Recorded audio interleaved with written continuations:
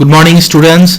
अभी unit number 5 में पहले तो मैंने पढ़ाया था आप लोगों को how to find out the various deflections के कौन कौन सा मेथड्स है। अब मैं आपको अभी पढ़ाऊंगा कि डिफ्लेक्शंस फाइंड आउट करने से पहले what are the assumptions in the simple bending theory. Simple bending जो थ्योरी है उसमें क्या क्या चीजें, एजम्पशंस क्या क्या होते हैं, वो आप लोगों को पढ़ना है और मैं इसके बारे में बताऊंगा कि what are the various assumptions. पहला चीज है the beams are initially straight. कोई भी बीम है जो इनिशियल स्ट्रेट दिखाई देता है उसको हम लोग इनिशियली स्ट्रेट मानेंगे। दूसरा क्या है, the material used in the beam is homogeneous and isotropic, that is it has uniform composition and it's homogeneous का मतलब है uniform composition of materials and isotropic का मटेरियल मतलब है it is having the same mechanical properties in all directions.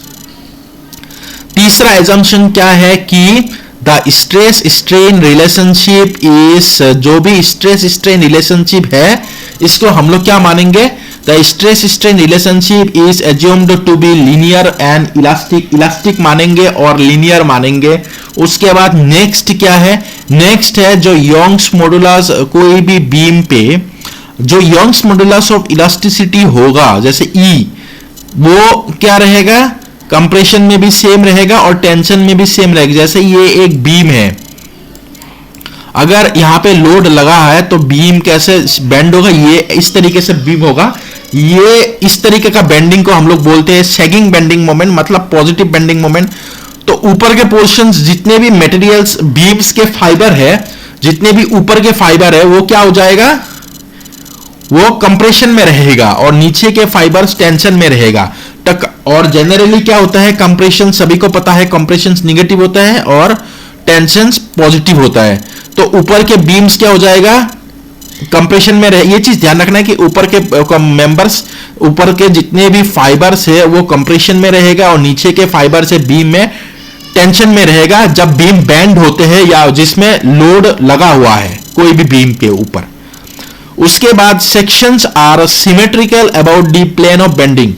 देखिए जितने भी beam है वो क्या होगा, sections are symmetrical about the beam of bending. जो भी बीम ऑफ बेंडिंग के प्लेन है, जैसे ये एक प्लेन हो गया, उस प्लेन के अबाउट क्या है, the beam is considered to be, the sections are considered to be symmetrical हो गया। उसके बाद नेक्स्ट क्या है, सेक्शंस व्हिच आर प्लेन। जैसे कोई भी एक सेक्शन पहले प्लेन है वो बेंडिंग के बाद भी कैसा रहेगा, वो प्लेन ही रहेगा। The sections which are plane before bending will remain plane even after bending. Bending के बाद भी प्लेन रहेगा और बेंडिंग से पहले जो भी प्लेन है वो प्लेन ही रहेगा। मतलब अगर 2D में कहा जाए, अगर ये एक बीम के सेक्शन है, ये प्लेन सेक्शन है, ऐसा नहीं है कि ये बेंड जब होगा तो ये सेक्शन कैसे रहेगा, ये प्लेन सेक्शन की तरह ही रहेगा। ऐसा नहीं है कि ये प्लेन से जाके फिर वो क्या हो जाएगा, प्लेन, ये जितने जो भी सेक्शन है ये प्लेन ही रहेगा। ऐसा नहीं है कि ये प्लेन से जाके मतलब इरेगुलरिटीज प्रोड्यूस हो उसमें। तो जितने भी एजम्पशन है क्या क्या है, पहला तो beam is first of all straight. दूसरा beam is homogeneous and isotropic. तीसरा stress strain relationship is linear and elastic. Young's modulus is same in compression and tension. Sections are symmetrical about the plane of bending. Sections remain plane before bending, will remain plane even after bending. ये total हम लोगों के पास 6 points है। 6 points को आप लोगों को याद रखना, ये एग्जाम में पूछा जाता है। उसके बाद नेक्स्ट मैं बताऊंगा नॉन यूनिफॉर्म बेंडिंग के ऊपर। नॉन यूनिफॉर्म बेंडिंग के ऊपर मैं बताऊंगा कि देखिए, in the case of non uniform bending of a beam, non uniform के बारे में बताऊंगा। In the case of non uniform bending of a beam where bending moment varies from section to section, there will be shear force at. कोई भी एक section ले लीजिए, जैसे अगर एक सेक्शन है बीम के जिसमें क्या है, बेंडिंग मोमेंट जो है वो यूनिफॉर्म नहीं है, बेंडिंग मोमेंट यूनिफॉर्म नहीं है। अगर बेंडिंग मोमेंट यूनिफॉर्म नहीं होगा तो उस सेक्शन में क्या होगा, शियर फोर्स प्रोड्यूस होगा।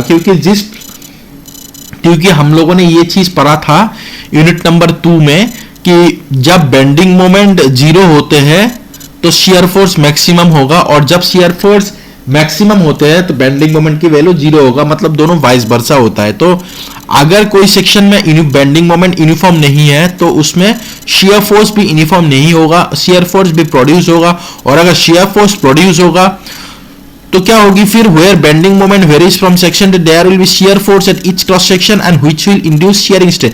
शियर फोर्स के कारण शियर स्ट्रेसेस प्रोड्यूस होगा, शियर स्ट्रेसेस प्रोड्यूस होगा। और दूसरा क्या है, also this shear stresses causes warping. ये जो शियर स्ट्रेसेस है, शियर स्ट्रेसेस के कारण क्या होगा, बीम में डिस्टॉर्शन प्रोड्यूस होगा, डिफ्लेक्शन प्रोड्यूस होगा of the cross section, so that plane cross section, अब क्या होगा, the plane cross sections will not remain plane even after bending because, but ये केस जो है एक इसमें होगा नॉन यूनिफॉर्म बेंडिंग के केस में होगा, यूनिफॉर्म बेंडिंग केस में होते नहीं है। उसके बाद नेक्स्ट हो गया इतने एजम्पशंस। नेक्स्ट हो गया मैं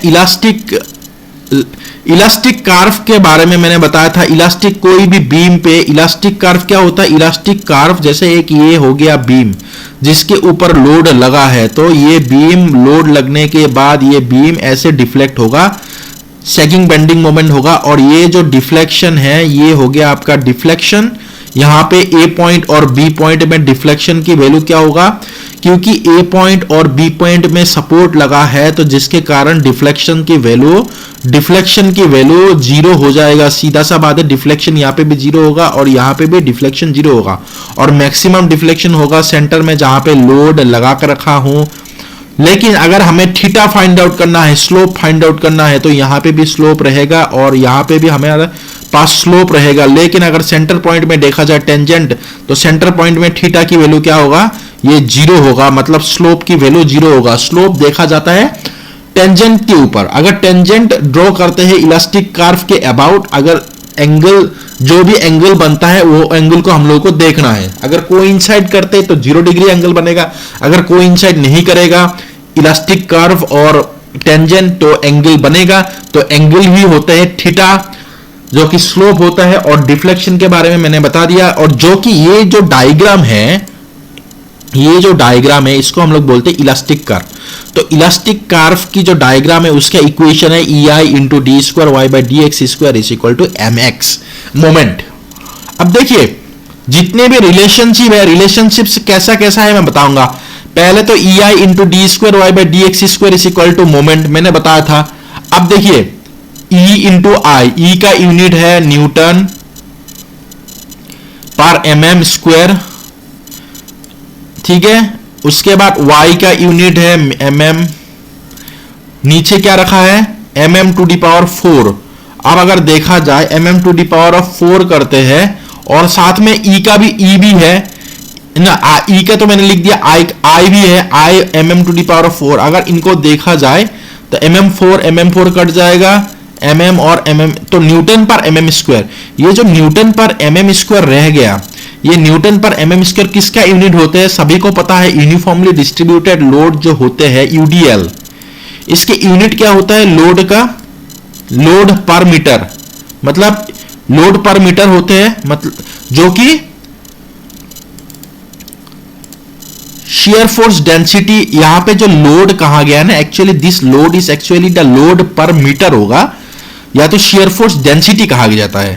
तो shear force density कैसे फाइंड आउट करना है, फ्लेक्सुरल रिजिडिटी इंटू डी, यहां पे डी स्क्वायर है, यहां पे d to the power 4 d to the power d4 y by dx4 equal to shear force density और लोड पर मीटर।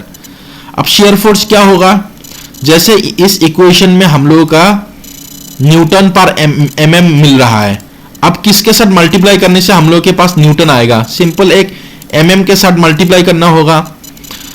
तो यहां पे mm के साथ अगर मल्टीप्लाई करना है, या तो सीधा सा बात है mm में यहां पे मल्टीप्लाई करूंगा तो x4 बन जाएगा d क्यूब। सो ये हो गया EI into d cube y by d x cube is equal to the shear force।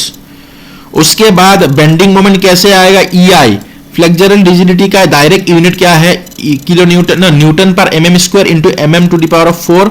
सो ये बन जाएगा न्यूटन mm स्क्वायर।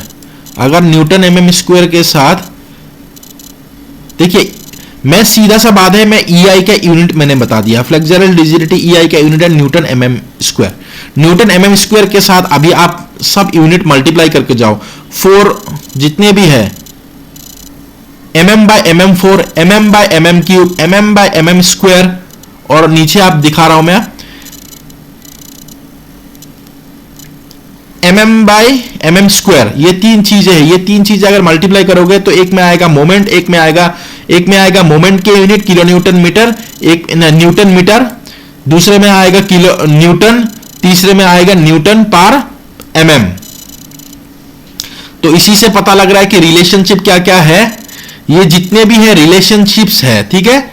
तो रिलेशनशिप के बारे में हम लोगों ने पढ़ लिया। उसके बाद नेक्स्ट है y बाई वाई, मतलब mm बाई mm अगर देखा जाए तो ये क्या होगा, यूनिटलेस हो गया। तो स्लोप के सभी को, जैसे मैंने बता दिया था कि स्लोप के यूनिट होता नहीं है, तो ये हो गया स्लोप। अब डिफ्लेक्शन के यूनिट क्या होगा, जैसे ये हो गया डिफ्लेक्शन या डिस्प्लेसमेंट, इसका यूनिट सभी को पता है कि इसका यूनिट mm होते हैं। तो ये जितने भी हो गया, these all are the various type of relationships for the moment, shear force, load intense shear या load per metre, bending moment, slope and deflections के रिलेशनशिप। और मैंने अभी बता दिया था कि EI का मतलब है फ्लेक्सुरल रिजिडिटी, जो कि मैं सेकंड यूनिट में भी बताया था, थर्ड यूनिट में भी बताया था, क्योंकि ये हर एक यूनिट में यूज हो रहा है EI फ्लेक्सुरल रिजिडिटी। उसके बाद मैं नेक्स्ट स्टार्ट करूंगा डबल इंटीग्रेशन मेथड, जो कि मैं नेक्स्ट क्लास में, नेक्स्ट लेक्चर में शुरू करूंगा मैं। Okay, thank you.